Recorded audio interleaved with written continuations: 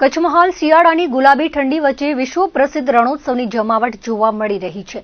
પ્રવાસન સિઝન અને અન્ય સામાજિક પ્રસંગોને કારણે ટ્રેનોમાં જોવા મળી રહેલા ભારે ધસારાને ધ્યાનમાં રાખીને અગાઉ ડિસેમ્બર અને જાન્યુઆરી મહિના માટે જાહેર કરાયેલી 24 સ્પેશિયલ ટ્રેનો ઉપરાંત રેલવે તંત્રએ હવે વધુ 8 વિશેષ ટ્રેનો દોડાવવાનો મહત્વપૂર્ણ નિર્ણય લીધો છે।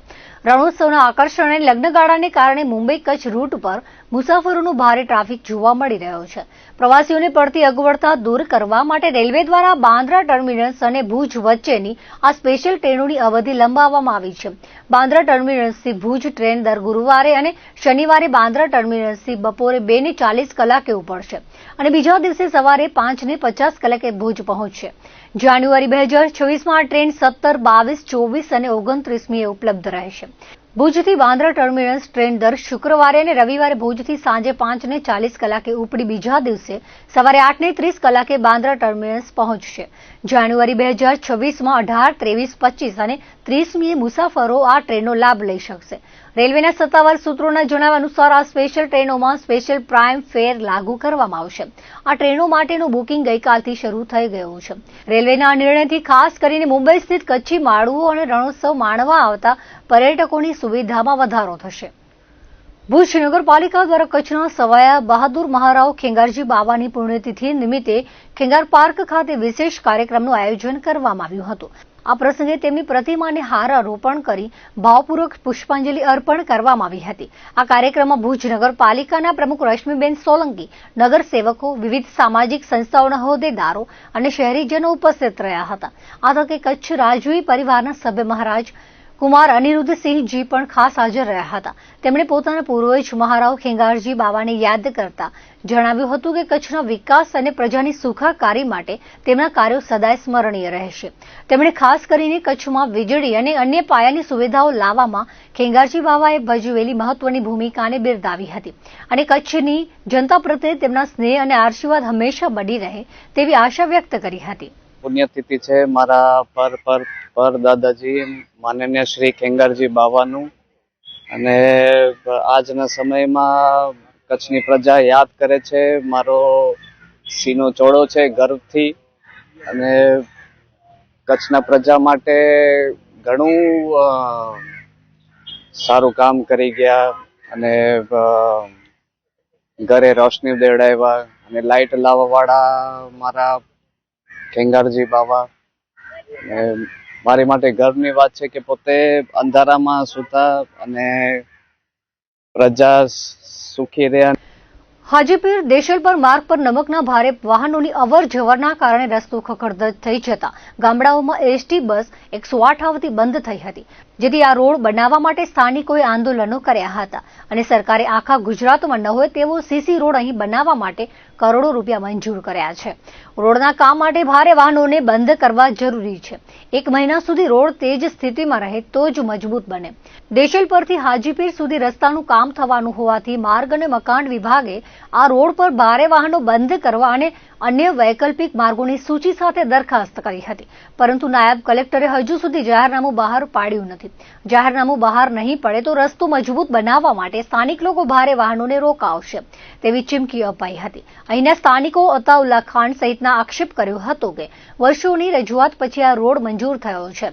ભારત પાકિસ્તાનની સરહદને જોડતો મુખ્ય માર્ગ છે। ભારે વાહનો બંધ થાય તો જ મજબૂત રોડ બને તેમ છે, પરંતુ ભારે વાહનોને ડાયવર્ટ કરવા માટે જાહેરનામું બહાર પાડવામાં આવતું નથી।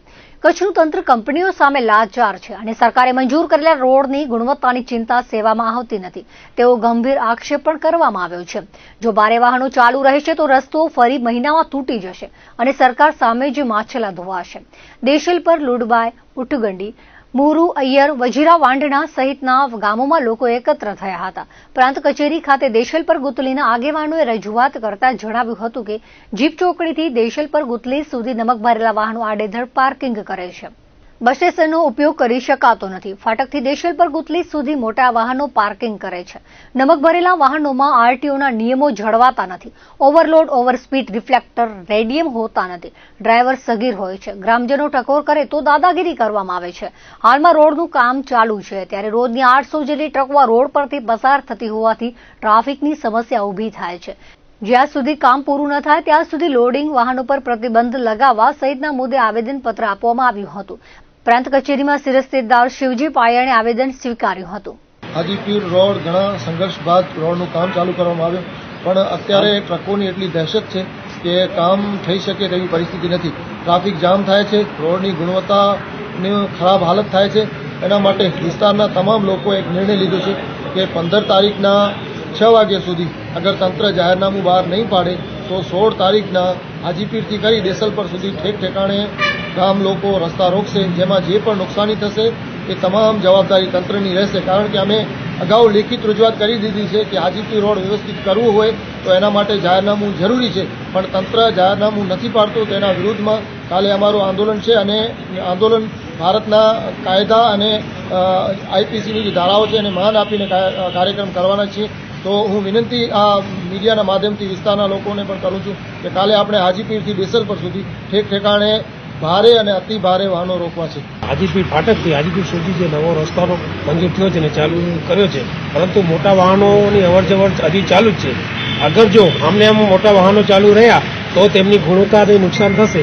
તો આ યાકુબભાઈએ કહ્યું તેમને અમે ગામ લોકો આજુબાજુના ગામ લોકો સમર્થન આપીએ છીએ અને ખરેખર આ મોટા વાહનોનો જાહેરનામું બહાર પાડી અને બંધ કરાવવા જોઈએ, જેથી કરીને નવા રોડની ગુણવત્તા સારી રહે.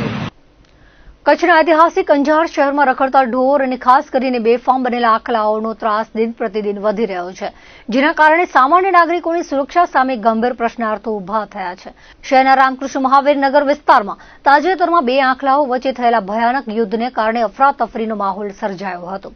આ ઘટનામાં રસ્તા પર પાર્ક કરેલા અનેક 2 વ્હીલર અને 4 વ્હીલર વાહનોમાં વ્યાપક તોડફોડ થતા વાહન માલિકોને આર્થિક નુકસાન વેઠવાનો વારો આવ્યો છે. આ આતંક એટલી હદે વધી ગયો છે કે હવે રહીશોમાં ફાળ પડી ગઈ છે અને બાળકો કે વૃદ્ધોનું ઘરની બહાર નીકળવું પણ જોખમી બની ગયું છે. સ્થાનિક લોકોના જણાવ્યા અનુસાર આ સમસ્યા અંગે અવારનવાર રજૂઆતો કરવા છતાં અંજાર નગરપાલિકાનું તંત્ર ઘોર નિદ્રામાં હોય તેમ જણાય છે.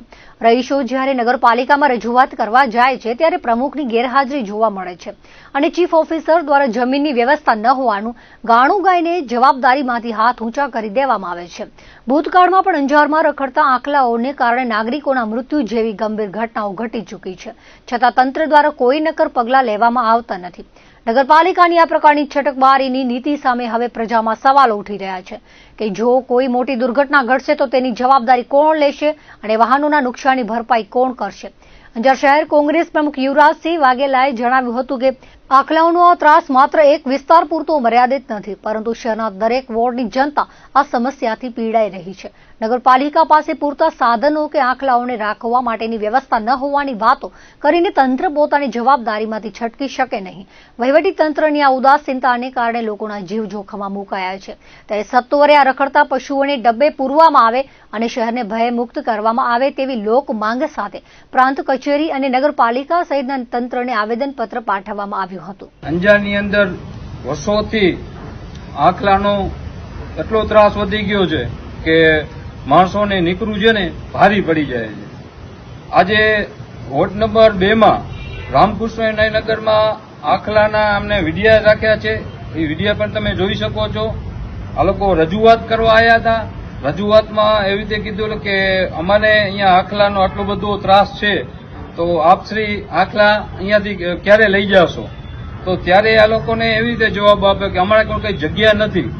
જો જગ્યા નથી એમના કને બરોબર, એમ કે અમારા જગ્યા નંદીશાળામાં ફૂલ જગ્યા છે, જગ્યા નથી કે પાંજરાપોળમાં જગ્યા નથી. હવે સરકારશ્રીનો ઉપરથી આદેશ છે કે ભાઈ જેટલા ગાયું રખડતા ઢોર છે એને ઉપાડવા માટે એ લોકોને આપેલું છે. હવે આ લોકોને એમ કે અમારા કને જગ્યા નથી, તો આ લોકો કને જગ્યા નથી તો હવે આખલા જે બધા ઉપાડીને એ લોકો ક્યાં મૂકતા હશે? આ લોકો ખાલી પેપર માટે જ વર્કઆઉટ છે, બાકી વર્કઆઉટ ક્યાંય નથી.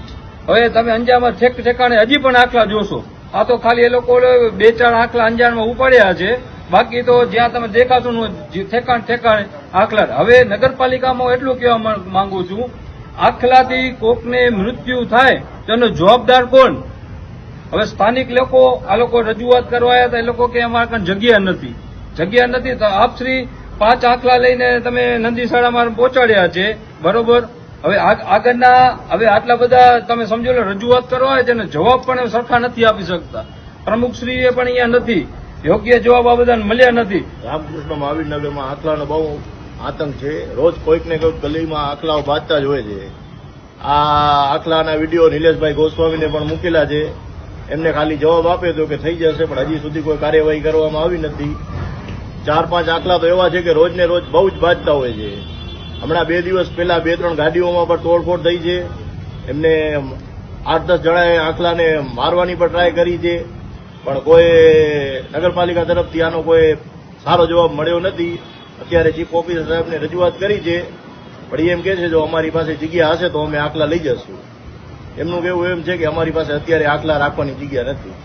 આખલાની જગ્યાએ અનેક કારણે ઘણી જગ્યાએ મૃત્યુ પણ લોકોને થઈ જાય, તો એની જવાબદારી કોણ લે? એ અમે એમ જ કીધું, નિલેશભાઈને પણ કાઉન્સિલરને પણ લખીને મૂકેલું છે કે આની કારણે કોઈ એનું મૃત્યુ થશે તો એની જવાબદારી કોની? તો એમનો કોઈ અમને હજી સુધી જવાબ મળ્યો નથી. કામ થઈ જશે ચોક્કસ, આમાં ભરે છે, બાકી કોઈ જવાબ નથી આપતા. લોકોનું મૃત્યુ થશે પછી એવું લાગે. અમે એ જ જવાબ આપ્યો છે, પણ એમનો હજી કોઈ જવાબ આપ્યો નથી. એવો માનવજ્યોત સંસ્થા ભુજ દ્વારા મકર સંક્રાંતિ પર્વ નિમિત્તે માનવ સેવા અને જીવદયાના વિવિધ કાર્યો કરાયા હતા. સેવાભાવીઓ માનસિક દિવ્યાંગોની સેવા કરવા રામદેવ સેવાશ્રમ પાલારા કચ્છ મધ્યે પહોંચ્યા હતા અને સેવાશ્રમના માનસિક દિવ્યાંગોને નવા વસ્ત્રો, બ્લેન્કેટ, ખાવા પીવાની વસ્તુઓ આપી તેમને સ્વહસ્તે ભાવતા ભોજને જમાડ્યા હતા. માનસિક દિવ્યાંગોને ભોજન, વૃદ્ધોને ઘર બેઠા ટિફિનો દ્વારા ભોજન, રંગ બાળકો તથા બાળ શ્રમ યોગીઓને ભોજન, ભૂખ્યાને ભોજન, ગાય માતાઓને ઘાસચારો, પક્ષીઓને ચણ, શ્વાનોને રોટલા, કીડીઓને કીડિયારું, માછલીઓને લોટ જેવી સેવાકીય પ્રવૃત્તિઓ વિવિધ દાતાઓના સહયોગથી કરવામાં આવી હતી. સોની પ્રભુદાસ ખેસી પરિવાર ભુજ, દેવ્યાનીબેન સુરેશ દવે બાંધાપર, રણછોડ હિરજી વરુ અંજાર તેમજ વિવિધ દાતાઓનો આ સેવા કાર્યો માટે સહયોગ મળ્યો હતો. કચ્છમાં રસ્તે રઝળતા અને માર્ગોમાં પડ્યા પાથર્યા રહેતા માનસિક દિવ્યાંગોની માનવજ્યોત સંસ્થા ભુજ સંચાલિત રામદેવ સેવાશ્રમ પાલારા કચ્છ મધ્યે થઈ રહેલી સેવાઓની મુલાકાતીઓએ બિરદાવી હતી. રાપરમાં લોહાણા યુવક મંડળ દ્વારા પ્રથમ વખત ઓક્શન દ્વારા દિવસ રાત્રિય cricket tournament Thakkar premier league season 13નું ભવ્ય આયોજન કરાયું હતું. નગરપાલિકાના પ્રમુખ, લોહાણા મહાજન પ્રમુખ સહિત મહાનુભાવોના હસ્તે દીપ પ્રાગટ્ય કરવામાં આવ્યું હતું. 6 ટીમોને સાંકળતી આ ટુર્નામેન્ટમાં ભારે રસાકસી જોવા મળી હતી અને ફાઇનલમાં ન્યૂ 11 અને શનિદેવ 11 વચ્ચે જોરદાર ટક્કરમાં અંતે શનિદેવ 11 વિજેતા થઈ હતી. વિજેતા ટીમ તેમજ શ્રેષ્ઠ પ્રદર્શન કરનાર ખેલાડીઓને આયોજક તરફથી આકર્ષક ટ્રોફીઓ અર્પણ કરવામાં આવી હતી. સમગ્ર ટુર્નામેન્ટમાં બહોળી સંખ્યામાં લોકો હાજર રહ્યા હતા અને રોકડ પુરસ્કારો જાહેર કરી ખેલાડીઓનો ઉત્સાહ વધાર્યો હતો. ટુર્નામેન્ટને સફળ બનાવવા સમગ્ર ટીમે જહેમત ઉઠાવી હતી. મધ્ય લોહાણા મહાજનના સાનિધ્યમાં રાપર લોહાણા યુવક મંડળ દ્વારા સમાજના યુવાનો માટે Thakkar premier league cricket tournament season 13નું આયોજન કરવામાં આવ્યું હતું. તેમાં 6 ટીમોએ ભાગ લીધો હતો. સૌપ્રથમ રાપર નગરપાલિકાના પ્રમુખ શ્રી ચાંદભાઈ ભીંડે, રાપર લોહાણા મહાજનના પ્રમુખ શ્રી રાજેશભાઈ ચંદે અને એમના હોદ્દેદારોના હસ્તે દીપ પ્રાગટ્ય કરી પ્રથમ મેચની ટોસ વિધિ કરી ટુર્નામેન્ટને ખુલ્લી મૂકવામાં આવી હતી. જોરદાર આખા દિવસમાં 10-10 ઓવરની મેચોમાં રસાકસી બાદ ફાઇનલમાં ન્યૂ 11 અને શનિદેવ 11 આવેલ, જેમાં શનિદેવ 11 ચેમ્પિયન થઈ અને ન્યૂ 11 રનર્સઅપ થઈ હતી. દરેકને ટ્રોફીઓ નગરપાલિકાના પ્રમુખ, વિજેતા ટીમને નગરપાલિકાના પ્રમુખ ચાંદભાઈ તથા રાપર લોહાણા મહાજનના ઉપપ્રમુખ બળવંતભાઈ મીરાણીના હસ્તે ટ્રોફીઓ આપવામાં આવી હતી. ચેમ્પિયન ટીમની ટ્રોફીઓ અને રનર્સઅપ ટીમની ટ્રોફી વિનોદભાઈ મજીઠિયાના હસ્તે અર્પણ કરવામાં આવી હતી. લખપત તાલુકાના પુંડરાજ પર લાઇમસ્ટોન લિગ્નાઇટ પ્રોજેક્ટ જીએમડીસીના ઓફિસનો શુભારંભ કરવામાં આવ્યો છે. Guest house Annapurna house office કેમ્પસનો શુભારંભ કરતા સવારે પૂજા, આરતી, હોમ હવન કરવામાં આવ્યા હતા. પૂજા અર્ચના શાસ્ત્રી પ્રકાશભાઈ જોશીએ કપુરાશીવાડા કરાવી હતી. મુખ્ય યજમાન પુનિતભાઈ ગોસ્વામી, અનિલભાઈ લીંબડ હાજર રહ્યા હતા. ઓફિસની રિબિન જીએમડીસી લખપત પુંડરાજ પર પ્રોજેક્ટના ડીએસ પાવર, પાણધ્રોના એચ.જે. દવે, ગઢસીસા એસ.ડી. ભંડારી, માતાના મઢ એમ.બી. દાની અને ઉમરસર પ્રોજેક્ટના એન.એન. મુકલવારના હસ્તે કાપવામાં આવી હતી. આ પ્રસંગે જીએમડીસી પ્રોજેક્ટના કર્મચારીઓ, Narayan Sarovar police staff, Dayapar police staff, BSF લખપતના જવાનો, આજુબાજુના ગામના વેપારીઓ, આઈસીઆઈસીઆઈ બેંકના મેનેજર ભુજ, સાંગીપુરમ સિમેન્ટ પ્રોજેક્ટના સ્ટાફ હાજર રહ્યા હતા. આવનારા ટૂંક સમયમાં લખપત પુંડરાજ પર પ્રોજેક્ટ ચાલુ કરવામાં આવશે. કાર્યક્રમને સફળ બનાવવા લખપત પુંડરાજ પર પ્રોજેક્ટ સ્ટાફ જેસી થાપા, નીતિન રાવલ અને મયુર કામલિયા તેમજ સિક્યુરિટી સ્ટાફ જહેમત ઉઠાવી હતી. તો દર્શક મિત્રો, આ હતા અત્યાર સુધીના કચ્છ ઉદય ટીવી સમાચાર. ફરી મળીશું નવા સમાચારો સાથે, નવી અપડેટ સાથે. ત્યાં સુધી મને રજા આપશો. નમસ્કાર.